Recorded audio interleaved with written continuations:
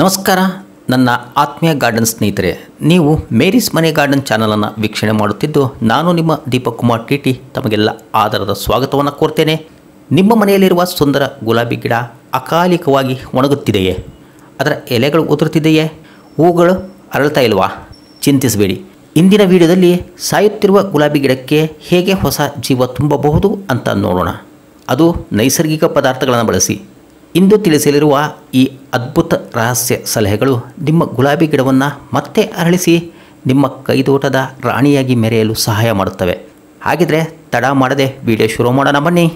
ನಮ್ಮ ಮೊದಲ ಮತ್ತು ಅತಿ ಮುಖ್ಯವಾದ ರಹಸ್ಯ ಸಲಹೆ, ಮಣ್ಣಿನ ಆರೋಗ್ಯ. ಗುಲಾಬಿ ಗಿಡದ ಜೀವಶಕ್ತಿ ಅದರ ಮಣ್ಣಿನಲ್ಲಿ ಅಡಗಿದೆ. ನಿಮ್ಮ ಗಿಡ ಒಣಗಿದೆ ಎಂದರೆ ಬಹುಶಃ ಮಣ್ಣು ಪೋಷಕಾಂಶರಹಿತವಾಗಿರಬಹುದು ಅಥವಾ ನೀರನ್ನು ಸರಿಯಾಗಿ ಹಿಡಿದಿಟ್ಟುಕೊಳ್ಳುತ್ತಿಲ್ಲದಿರಬಹುದು. ನೋಡಿ, ಹೀಗೆ ಮಣ್ಣನ್ನು ಸಡಿಲಗೊಳಿಸುವುದರಿಂದ ಅದಕ್ಕೆ ಗಾಳಿ ತಲುಪಲು ಸಹಾಯವಾಗುತ್ತದೆ. ಈಗ ಇದಕ್ಕೆ ಜೀವ ತುಂಬಲು ನಮಗೆ ಬೇಕಾಗುವುದು ಸಾವಯವ ಗೊಬ್ಬರ. ನಾನು ಇಲ್ಲಿ ಎರಡು ಅದ್ಭುತವಾದ ಆಯ್ಕೆಯನ್ನು ತೋರಿಸುತ್ತೇನೆ.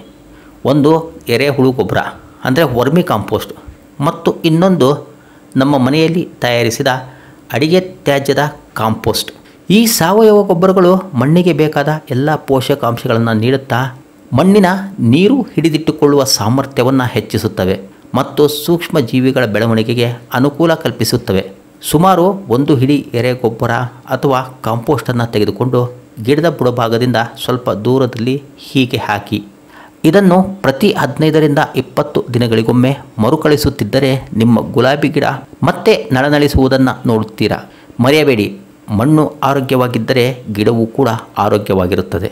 ನಮ್ಮ ಎರಡನೇ ರಹಸ್ಯ ಸಲಹೆ, ನಿಮ್ಮ ಅಡುಗೆ ಮನೆಯಲ್ಲೇ ಸಿಗುವ ಎರಡು ಅದ್ಭುತ ವಸ್ತುಗಳು ಅಂದರೆ ಅಕ್ಕಿ ತೊಳೆದ ನೀರು ಮತ್ತು ಬಾಳೆಹಣ್ಣಿನ ಸಿಪ್ಪೆಗಳು. ಅಕ್ಕಿ ತೊಳೆದ ನೀರು ಪಿಷ್ಟ, ವಿಟಮಿನ್ಗಳು ಮತ್ತು ಖನಿಜಗಳಿಂದ ಸಮೃದ್ಧವಾಗಿದೆ. ಇದು ಗಿಡದ ಬೆಳವಣಿಗೆಗೆ ಉತ್ತಮ ಟಾನಿಕ್. ನೀವು ಅಕ್ಕಿಯನ್ನು ತೊಳೆದ ನಂತರ ಈ ನೀರನ್ನು ಹೀಗೆ ಸಂಗ್ರಹಿಸಿ ಈ ನೀರನ್ನು ನೇರವಾಗಿ ಗಿಡಕ್ಕೆ ಸುರಿಯಬಹುದು. ಇದು ಗಿಡಕ್ಕೆ ಶಕ್ತಿಯನ್ನು ನೀಡುತ್ತದೆ. ಇನ್ನು ಬಾಳೆಹಣ್ಣಿನ ಸಿಪ್ಪೆಗಳು ಪೊಟ್ಯಾಷಿಯಂನಿಂದ ತುಂಬಿವೆ. ಇಂತಹ ಬಾಳೆಹಣ್ಣಿನ ಸಿಪ್ಪೆಗಳು ಹೂ ಬಿಡುವುದಕ್ಕೆ ಅತ್ಯಗತ್ಯ. ಬಾಳೆಹಣ್ಣಿನ ಸಿಪ್ಪೆಯನ್ನು ಹೀಗೆ ಸಣ್ಣ ತುಂಡುಗಳಾಗಿ ಕತ್ತರಿಸಿ ಇವುಗಳನ್ನು ನೇರವಾಗಿ ಗಿಡದ ಬುಡದಲ್ಲಿ ಇಡಬಹುದು ಅಥವಾ ಸ್ವಲ್ಪ ಮಣ್ಣಿನಲ್ಲಿ ಹೂಳಬಹುದು. ಅದು ಆಗಿಲ್ಲ ಅಂತಂದರೆ ಇನ್ನೊಂದು ವಿಧಾನವಿದೆ. ಈ ಸಿಪ್ಪೆಗಳನ್ನು ಒಂದು ದಿನ ನೀರಿನಲ್ಲಿ ನೆನೆಸಿಟ್ಟು ಆ ನೀರನ್ನು ಗಿಡಕ್ಕೆ ಹಾಕುವುದು. ಈ ನೈಸರ್ಗಿಕ ಪೋಷಕಾಂಶಗಳು ನಿಮ್ಮ ಗುಲಾಬಿ ಗಿಡಕ್ಕೆ ಹೊಸ ಜೀವ ತುಂಬುತ್ತವೆ ಮತ್ತು ಚೆನ್ನಾಗಿ ಹೂ ಬಿಡಲು ಪ್ರೋತ್ಸಾಹಿಸುತ್ತವೆ. ನಮ್ಮ ಮೂರನೇ ಸಲಹೆ, ಕೀಟಗಳು ಮತ್ತು ರೋಗಗಳಿಂದ ಗಿಡವನ್ನು ರಕ್ಷಿಸುವುದು. ಸಾಯುತ್ತಿರುವ ಗಿಡಗಳ ಮೇಲೆ ಕೀಟಬಾಧೆ ಬೇಗ ಆಗುತ್ತದೆ. ಇದಕ್ಕೆ ನಮ್ಮ ಬಳಿ ಅತ್ಯುತ್ತಮವಾದಂಥ ನೈಸರ್ಗಿಕ ಪರಿಹಾರವಿದೆ. ಅದು ಬೇವಿನ ಎಣ್ಣೆ. ಬೇವಿನ ಎಣ್ಣೆ ಒಂದು ಅದ್ಭುತವಾದ ನೈಸರ್ಗಿಕ ಕೀಟನಾಶಕ. ಈಗ ಈ ಬೇವಿನ ಎಣ್ಣೆ ಬಳಸುವ ವಿಧಾನ ಅಂದರೆ 1 ಲೀಟರ್ ನೀರಿಗೆ 5ರಿಂದ 10 ಹನಿಗಳಷ್ಟು ಬೇವಿನ ಎಣ್ಣೆಯನ್ನು ಹಾಕಿದರೆ 4ರಿಂದ 5 ಹನಿಯಷ್ಟು ಡಿಶ್ ವಾಶ್ಗಳನ್ನು ಹಾಕಿ ಚೆನ್ನಾಗಿ ಬೆರೆಸಿ ಕಲಕಿ ನಂತರ ಈ ಮಿಶ್ರಣವನ್ನು ನಿಮ್ಮ ಗುಲಾಬಿ ಗಿಡದ ಎಲ್ಲ ಭಾಗಗಳಿಗೆ, ವಿಶೇಷವಾಗಿ ಎಲೆಗಳ ಕೆಳಭಾಗಕ್ಕೆ ಸಮವಾಗಿ ಸಿಂಪಡಿಸಿ. ಇದನ್ನು ವಾರಕ್ಕೊಮ್ಮೆ ಅಥವಾ ಕೀಟಬಾಧೆ ಹೆಚ್ಚಿದ್ದರೆ 2ರಿಂದ 3 ದಿನಗಳಿಗೊಮ್ಮೆ ಸಿಂಪಡಿಸಿ. ಬೇವಿನ ಎಣ್ಣೆ ಕೀಟಗಳನ್ನು ದೂರವಿರಿಸುತ್ತದೆ ಮತ್ತು ಯಾವುದೇ ಶಿಲೀಂಧ್ರ ರೋಗವನ್ನು ತಡೆಯುತ್ತದೆ. ನಿಮ್ಮ ಗಿಡ ಆರೋಗ್ಯವಾಗಿ ಮತ್ತು ಕೀಟ ಮುಕ್ತವಾಗಿ ಬೆಳೆಯಲು ಇದು ತುಂಬ ಮುಖ್ಯ. 4ನೇ ರಹಸ್ಯ, ನಿಮ್ಮ ಗುಲಾಬಿ ಗಿಡಕ್ಕೆ ಹೆಚ್ಚುವರಿ ರಕ್ಷಣೆ ಮತ್ತು ಪೋಷಕಾಂಶ ನೀಡಲು ಇದಕ್ಕೆ ನಮಗೆ ಬೇಕಾಗಿರುವುದು ಬೆಳ್ಳುಳ್ಳಿ ನೀರು ಮತ್ತು ಕಾಫಿ ಪುಡಿ. ಬೆಳ್ಳುಳ್ಳಿ ನೀರು ಶಿಲೀಂಧ್ರ ರೋಗವನ್ನು ತಡೆಯಲು ಮತ್ತು ಕೆಲವು ಕೀಟಗಳನ್ನು ದೂರವಿರಿಸಲು ಸಹಾಯ ಮಾಡುತ್ತದೆ. 1 ದಿನ ನೆನೆಸಿದ ನಂತರ ಈ ನೀರನ್ನು ಸೋಸಿ ನಿಮ್ಮ ಗಿಡದ ಬುಡಕ್ಕೆ ಸುರಿಯಿರಿ. ಇನ್ನು ನಿಮ್ಮ ಬ್ರೇಕ್ಫಾಸ್ಟ್ ಆದ ನಂತರ ಉಳಿಯುವಂಥ ಕಾಫಿ ಪುಡಿಯನ್ನು ಬಿಸಾಕಬೇಡಿ. ಇದನ್ನು ಡ್ರೈ ಮಾಡಿ ಇರಿಸಿಕೊಳ್ಳಿ. ಇದು ನೈಟ್ರೋಜನ್ನ ಉತ್ತಮ ಮೂಲ. ನೈಟ್ರೋಜನ್ ಗಿಡಗಳ ಎಲೆ ಬೆಳವಣಿಗೆಗೆ ಅತ್ಯಗತ್ಯ. ಹಾಗಾಗಿ ಒಣಗಿಸಿದ ಕಾಫಿ ಪುಡಿಯನ್ನು ನೇರವಾಗಿ ಗಿಡದ ಬುಡಕ್ಕೆ ಸೇರಿಸಿ ಇದು ಮಣ್ಣಿನ ಆಮ್ಲೀಯತೆಯನ್ನು ಸ್ವಲ್ಪ ಹೆಚ್ಚಿಸಲು ಸಹಾಯ ಮಾಡುತ್ತದೆ.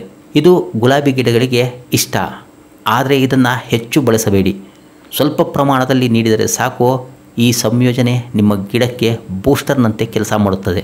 ನಮ್ಮ ಕೊನೆಯ ಮತ್ತು ಬಹುಮುಖ್ಯ ರಹಸ್ಯ ಸಲಹೆ, ನಿಯಮಿತವಾಗಿ ಕತ್ತರಿಸುವುದು ಅಂದರೆ ಪ್ರೂನಿಂಗ್ ಮಾಡುವುದು ಮತ್ತು ಸರಿಯಾದ ಸೂರ್ಯನ ಬೆಳಕು. ಸಾಯುತ್ತಿರುವ ಗುಲಾಬಿ ಗಿಡಗಳಲ್ಲಿ ಒಣಗಿದ, ಸತ್ತ ಅಥವಾ ರೋಗಗ್ರಸ್ತ ಕೊಂಬೆಗಳು ಇರಬಹುದು. ಇವುಗಳನ್ನು ತೆಗೆದುಹಾಕುವುದು ಮುಖ್ಯ. ಹೀಗೆ 45 ಡಿಗ್ರಿ ಆ್ಯಂಗಲ್ಗೆ ಕತ್ತರಿಸುವುದರಿಂದ ಗಿಡಕ್ಕೆ ಹೊಸ ಬೆಳವಣಿಗೆಯ ಶಕ್ತಿ ಸಿಗುತ್ತದೆ ಮತ್ತು ರೋಗ ಹರಡುವುದು ತಪ್ಪುತ್ತದೆ. ಒಣಗಿದ ಹೂಗಳನ್ನು ಸಹ ತೆಗೆದುಹಾಕಿ. ಇದನ್ನು ಡೆಡ್ಡಿಂಗ್ ಎನ್ನುತ್ತಾರೆ. ಇದು ಹೊಸ ಹೂಗಳನ್ನು ಅರಳಿಸಲು ಪ್ರೋತ್ಸಾಹಿಸುತ್ತದೆ. ಮತ್ತು ಕೊನೆಯದಾಗಿ ಗುಲಾಬಿ ಗಿಡಗಳಿಗೆ ಸೂರ್ಯನ ಬೆಳಕು ಅತ್ಯಗತ್ಯ. ನಿಮ್ಮ ಗಿಡಕ್ಕೆ ಪ್ರತಿನಿತ್ಯ ಕನಿಷ್ಠ 6 ರಿಂದ 8 ಗಂಟೆಗಳ ನೇರ ಸೂರ್ಯನ ಬೆಳಕು ಸಿಗುತ್ತಿದೆಯೇ ಎಂದು ಖಚಿತಪಡಿಸಿಕೊಳ್ಳಿ. ಸೂರ್ಯನ ಬೆಳಕು ಇಲ್ಲದಿದ್ದರೆ ಗಿಡ ದುರ್ಬಲಗೊಳ್ಳುತ್ತದೆ. ಅಗತ್ಯವಿದ್ದರೆ ಗಿಡವನ್ನು ಹೆಚ್ಚು ಸೂರ್ಯನ ಬೆಳಕು ಬೀಳುವ ಸ್ಥಳಕ್ಕೆ ಸರಿಸಿ. ಸರಿಯಾದ ಪ್ರೂನಿಂಗ್ ಮತ್ತು ಸಾಕಷ್ಟು ಸೂರ್ಯನ ಬೆಳಕು ನಿಮ್ಮ ಗುಲಾಬಿ ಗಿಡಕ್ಕೆ ಹೊಸ ಚೈತನ್ಯವನ್ನು ನೀಡುತ್ತದೆ ಮತ್ತು ಸುಂದರವಾದ ಹೂಗಳನ್ನು ಅರಳಿಸಲು ಸಹಾಯ ಮಾಡುತ್ತದೆ. ನೋಡಿದ್ರಲ್ಲ ಸ್ನೇಹಿತರೆ, ಸಾಯುತ್ತಿರುವ ಗುಲಾಬಿ ಗಿಡಕ್ಕೆ ಜೀವ ತುಂಬುವುದು ಅಷ್ಟು ಕಷ್ಟವೇನಲ್ಲ. ಈ 5 ನೈಸರ್ಗಿಕ ರಹಸ್ಯ ಸಲಹೆಗಳನ್ನು ನೀವು ನಿಯಮಿತವಾಗಿ ಬಳಸಿದರೆ ನಿಮ್ಮ ಗುಲಾಬಿ ಗಿಡ ಮತ್ತೆ ನಳನಳಿಸುವುದರಲ್ಲಿ ಯಾವುದೇ ಸಂಶಯವಿಲ್ಲ.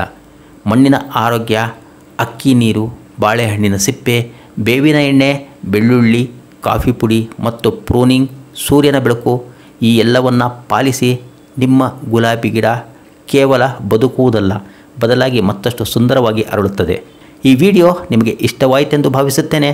ಈ ಸಲಹೆಗಳು ನಿಮ್ಮ ಗುಲಾಬಿ ಗಿಡಕ್ಕೆ ನಿಜವಾಗಿಯೂ ಸಹಾಯ ಮಾಡಿದರೆ ದಯವಿಟ್ಟು ನಮ್ಮ ಚಾನಲ್ಗೆ ಲೈಕ್ ಮಾಡಿ, ನಿಮ್ಮ ಸ್ನೇಹಿತರೊಂದಿಗೆ ಹಂಚಿಕೊಳ್ಳಿ ಮತ್ತು ಮೇರಿಸ್ ಮನೆ ಗಾರ್ಡನ್ ಚಾನಲ್ಗೆ ಸಬ್ಸ್ಕ್ರೈಬ್ ಮಾಡುವುದನ್ನು ಮರೆಯಬೇಡಿ. ನಿಮ್ಮ ಗಾರ್ಡನಿಂಗ್ ಅನುಭವ ಹೇಗಿತ್ತು ಕಮೆಂಟ್ ಬಾಕ್ಸ್ನಲ್ಲಿ ತಿಳಿಸಿ. ಮುಂದಿನ ವಿಡಿಯೋದಲ್ಲಿ ಮತ್ತೆ ಭೇಟಿಯಾಗೋಣ. ಅಲ್ಲಿವರೆಗೂ ಸರ್ವೇ ಜನಃ ಸುಖಿನೋ ಭವಂತು. Happy gardening. ಧನ್ಯವಾದಗಳು. ನಮಸ್ಕಾರ.